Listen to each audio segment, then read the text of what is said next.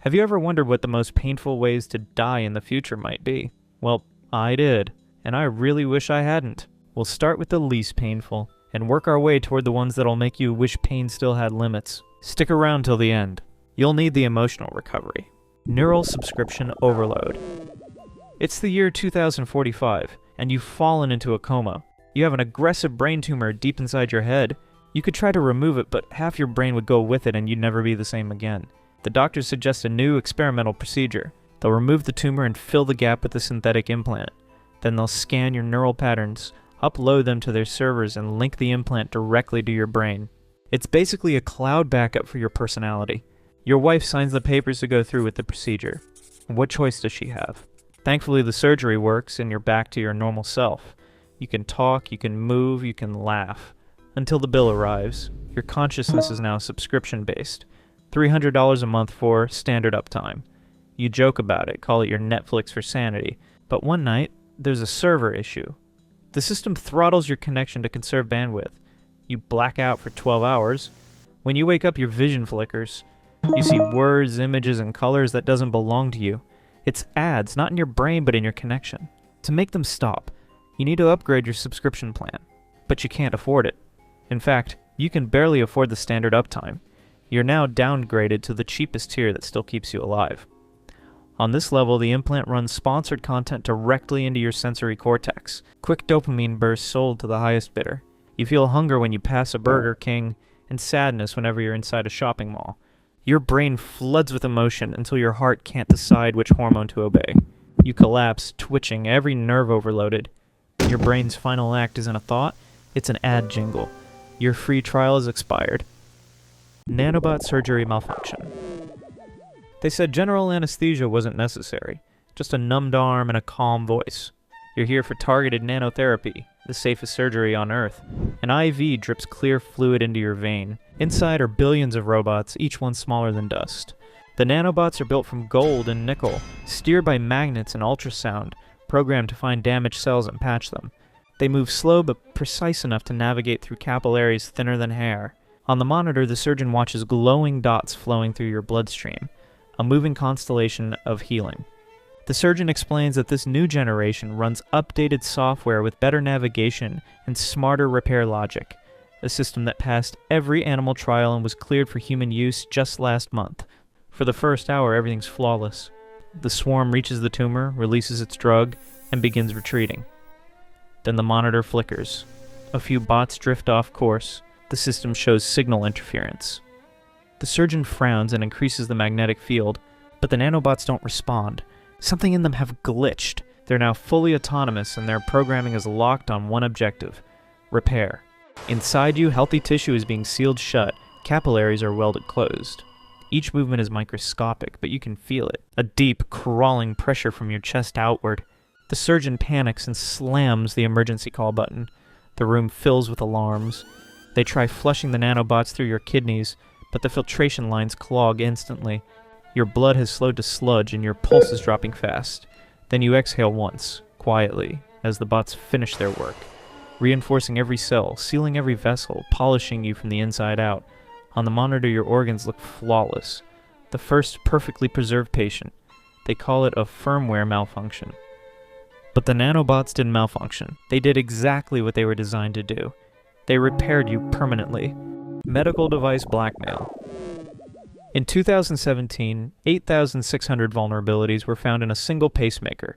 Now it's 2035, and most vulnerabilities have been patched, but not all.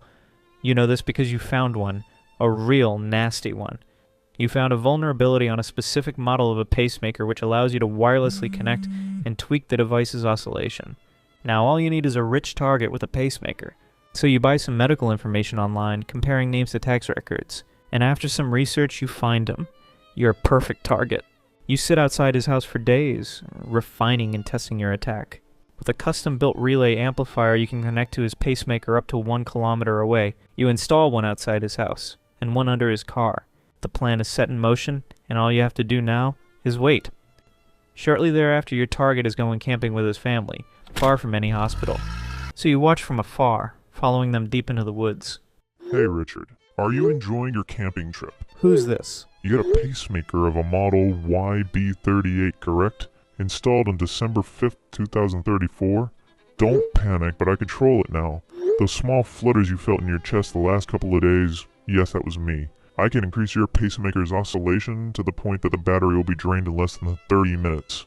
And considering you're a 1 hour and 45-minute drive from the nearest hospital, your heart and life are literally in my hands. Call the cops, call a hospital, doesn't really matter. Soon you'll feel your heart beating faster and faster and you'll become too weak to talk. Transfer 1 million Trump coins to this address if you want to live. Your 30-minute start now. You see your target show the messages to his wife. They look worried. But your work here is done. You've already given the fatal commands to the device. You leave the crime scene, taking one last look at your panicked victim. After 25 minutes, you refresh your wallet balance and see the money has arrived. Thank God for technology. This was a made-up hypothetical scenario. I do not endorse any type of illegal activity. Please do not sue me. Smart pain virus. Pain is a signal, a warning light sent from your body to your brain. Imagine if someone rewired the pain dashboard and started flicking the lights for profit. Scientists already have tools that can switch neurons on and off, optogenetics, chemogenetics, ways to control nerve activity with light or designer molecules.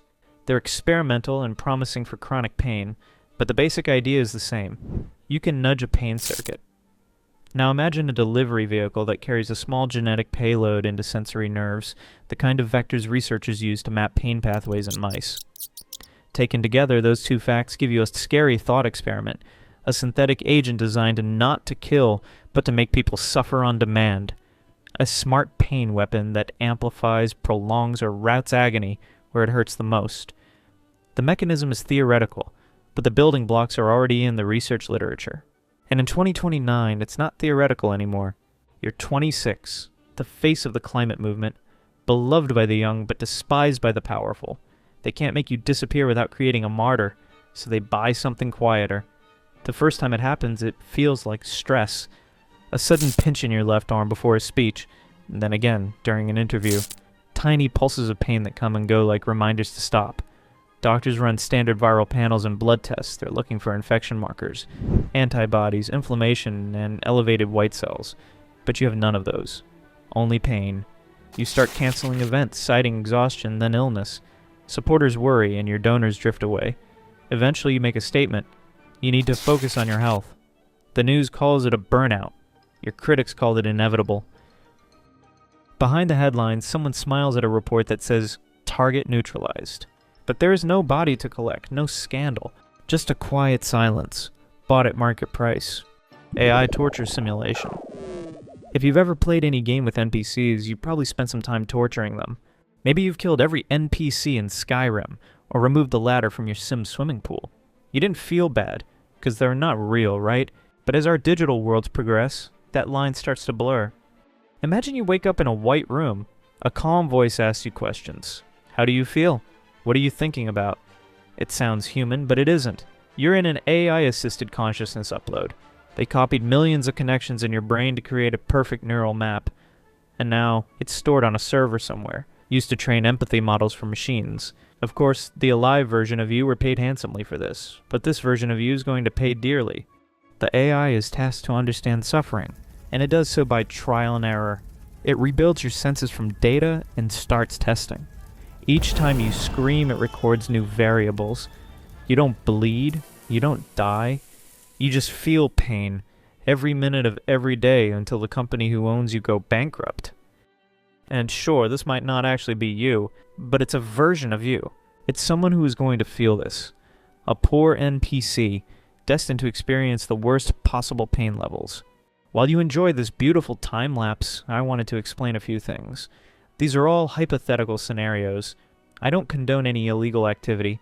This video is for entertainment and education purposes only, and while some of this might sound far-fetched, every story here is built on real science and emerging research. I've linked sources in the description, and I urge you to read and keep learning about this, because this isn't going to be fiction forever. And before you go, I know that this video was pretty bleak, so here's a little something to balance it out.